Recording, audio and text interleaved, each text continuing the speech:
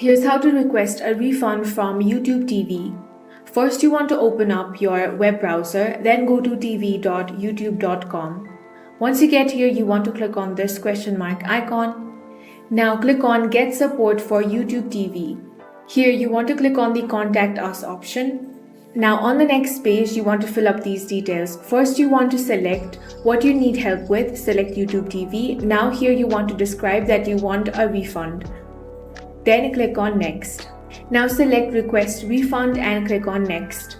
Here select Request a refund, then go to the next step. Now here you want to answer some questions. Now you want to submit this form.